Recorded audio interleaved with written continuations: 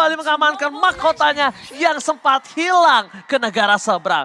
Go to the lane of town. Yap, Kiboy on position. Siapa nantinya yang akan diganggu, entah itu purple buff, entah itu hero-nya. Karena Wise masih akan melakukan farmingan di area dari orange. Dari Faramis di bagian tengah udah mulai melakukan serangan pula, tapi Akai akan bergerak ke area dari purple. Oke. Mereka berjalan dengan rotasi seperti biasa, XP lane ke arah bagian Iya.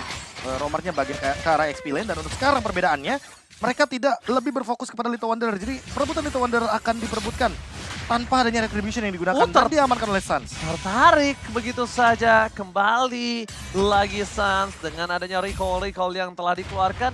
Melihat dari rotasi dari seorang Kiboy, ini akan ada sedikit babysit untuk mengamankan posisi dari seorang cewek. Oh, Flower-nya kali ini masih bisa membuat dirinya selamat, tapi nampaknya itu tidak terlalu cukup. Kenapa tidak terlalu cukup? Kalau Kiboy akan coba melakukan invasi kembali, ini akan menjadi sedikit berbahaya untuk para pasukan dari Blacklist International. Ini makanya dengan adanya Frankon ini nikmat banget ya, harusnya nanti dengan Bloodhound-nya, dan berharap tidak akan ada gangguan. Tapi di bagian bawah Boots ya sudah mendapatkan gangguan dari dua orang sekaligus yang berada di area XP lane. Boots hanya bisa melihat dari kejauhan untuk sementara. Untungnya saja itu ada Purify di tangan dari Boots dan itemnya sedang Profesor TV. Early kayak gini masih belum terlalu banyak yang di-build, hanya saja sudah ada satu buah Steel Plate, membuat one-one-nya agak sedikit sulit untuk di-ganking. Hanya saja dengan efek suppress mungkin akan menemukan jawabannya. Flicker, Bloody Hunt, mungkin di early game bisa dilakukan juga oleh Kiboy nanti di menit yang kedua. Namun balik lagi di sini, level 4 akan ditemukan. Tinggal kita lihat dulu, ini Kairi akan menuju ke arah mana? Apakah dia akan crossing menuju ke arah Purple Buff?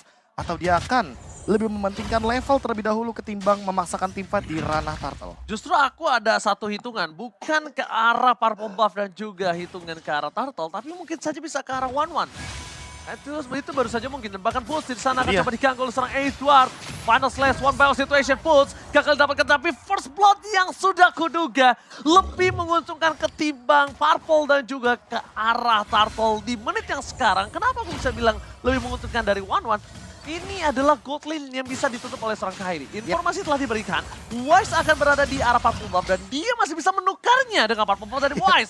Dan itu tidak akan dikasih dengan secara cuma-cuma oleh para pasukan dari Blacklist International. Temple Soul telah dikeluarkan, berhasil mendapatkan satu buah Purple Buff. Mundur ke arah belakang, Kairi masih bisa diselamatkan oleh para pasukan dari Ori Indonesia. Tapi bos dari bottom lane tersalah pick off oleh seorang Edward.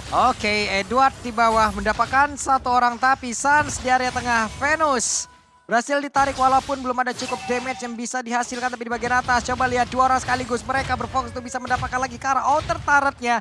Cewek kemungkinan besar akan menumbangkan satu outer turret ini di menit ketiga. Satu move Kairi dan pakai retribution dari Turtle yang dimiliki dari Blacklist International. Turtle yang pertama, kalau dikalkulasikan dengan adanya turret, gold lane, full plating, dan tumbang yang 1-1, is not worth it, Profesor. Iya, dan item pertama dari Kairi bukan Berserker's Fury, bukan Windtalker, melainkan Corrosion Sight. Dia ingin menjadi Link Ganker sepertinya. Link Ganker, dia ingin memberikan slow evac, dan nantinya ini bakal menuju ke arah top lane terlebih dahulu. Lihat, Kiboy selalu standby di river bagian top lane, dan lihat slow effect yang diberikan oleh Kairi menuju ke arah Oh My Venus. Dia benar-benar tidak bisa berjalan dengan bebas.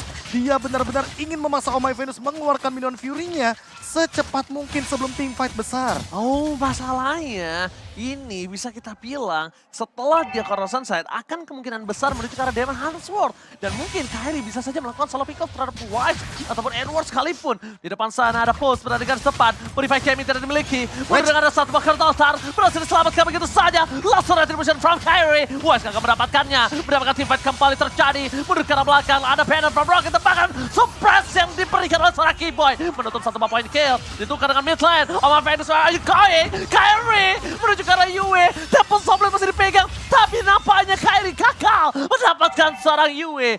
Berhasil mengumpat, berlindung di balik bebatuan lane knockdown. Itu dia keunggulan dari Novaria ya. Namun sekarang coba lihat, apapun yang terjadi, cewek tetap fokus untuk bisa mendapatkan lagi dengan segala perlindungan. Outer turret hampir saja bisa dia tumbangkan sekarang di area bawah. Sementara di bagian atas pertukarannya belum ada, hanya ada shield turret doang loh bro. Ya, sama-sama shield turret yang hilang, namun untuk sekarang mungkin kita bisa berfokus juga sama Yue dengan Clock of Destiny-nya. Harus ada yang bisa menyentuh ke belakang atau nanti berbagi tugas. Dan satu turret di arah bawah pun sudah diamankan. Suns hanya akan melakukan clearing saja di arah top lane. Turtle Poking, pun ya. kebetulan di arah top lane, jadi sepertinya Boots akan memotong dua lane, mid lane, dan juga bottom lane untuk XP lane-nya. Untuk sampai saat ini, setidaknya Blacklist hanya akan team fight dengan 4 pemain di Turtle. Oke, terdeteksi posisi Aminan Ford telah dikeluarkan begitu saja. Terus mendapatkan seorang Suns, no hurt altar for this time. Bahkan KD tidak memiliki purple buff para pasukan dari Blacklist International. Kali ini mendapatkan keuntungan, tapi sayangnya Suns masih memiliki satu buah pasif yang tinggi. Dia sudah kembali lagi ke lane of down. Informasi telah diberikan. Dominant Fury. Mereka mencoba mendapatkan team fight. Tanpa akan menjadi pilihan. Retribution from Kyrie. The set point from Kyrie. Berhasil mendapatkan Wise. 2 point V Wise. Wombo combo combro for Onyx Indonesia. Berhasil mendapatkan 2 point kill plus turret play. Yap, itu dia Turtle dapat 2 orang diambil lagi menjadi sebuah keuntungan dan sekarang di area tengah. Itu yang akan menjadi fokus lagi untuk Onyx ditembak masuk ke dalam tubuh dari Franco dan outer turret mid. Lenyap sudah prop, ini keuntungan yang berlipat ganda. Dengan hanya menukarkan pasif dari Suns loh. Suns tadi di all in, Minon Fury udah digunakan, otomatis ketika team fight, di sini Keyboy yang lebih beruntung. Dia bisa berikan efek suppress dan itu secara tidak langsung membuka kemungkinan kalau Oh My Venus hanya akan menggunakan ultimate-nya sekali di objektif. Kalau gameplaynya tarik ulur, ini bisa nih dimanfaatkan nih. Bagaimana kiting team fight-nya agar keluar dulu source-nya ya kan, dihabisin dulu ultimate-nya, baru Onyx bakal balas all in.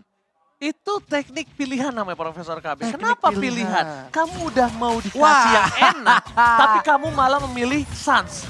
Iya. Kenapa aku bisa bilang dapat yang enak? Yaitu ketika mereka bisa team fight 5. Tapi ternyata mereka masih memilih all in terhadap Suns. Yep. Yang notabene-nya, dia akan kembali lagi ke lane of down dengan sangat cepat. Yep. Dan bahkan Oh My Venus, Minon Fury akan kembali terjadi. Bersama dengan Kurt Altar dikeluarkan begitu saja. Kurt Altarnya selesai, Keyboy masih terperangkap. Crossbow telah keluar, tampaknya di sisi sana. Keyboy harus menjadi korban keganasan dari seorang masih ada 1 point kill kembali didapatkan. Tapi Kyrie, double kill kembali terjadi. Ini yang aku bilang, teknik pilihan. Tidak ada pilihan yang baik untuk para pasukan dari Blacklist International. Tepus, bakal coba untuk bertahan. Langsung ada Rapati, tapi when not intercept the day. Berhasil mendapatkan 1 point kill. Dan Yue dengan sangat tepat berhasil menembakkan 1 buah Assault Recall-nya. Tapi Suns memilih tumbang di depan sana. Buying time untuk mid lane. Buying time untuk mid lane dan bahkan 1.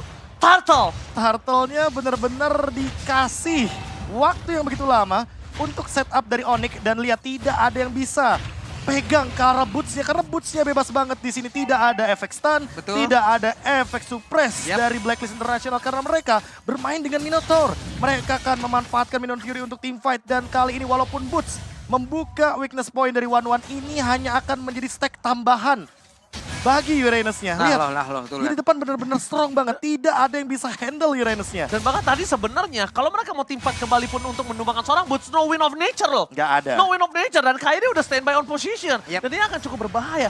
Lihat di depan sana, Suns lagi-lagi akan mengamankan terlebih dahulu pasifnya.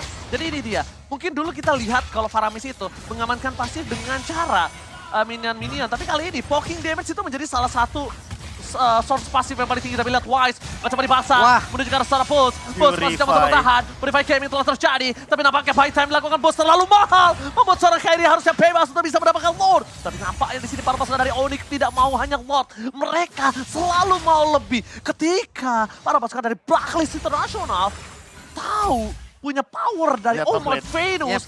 Ini akan menjadi banyak banget hal yang dilakukan Onyx. Mereka dari Kating, dari soft skill 40. Mereka akan coba bisa pancing dari split push 40. Lihat top lane.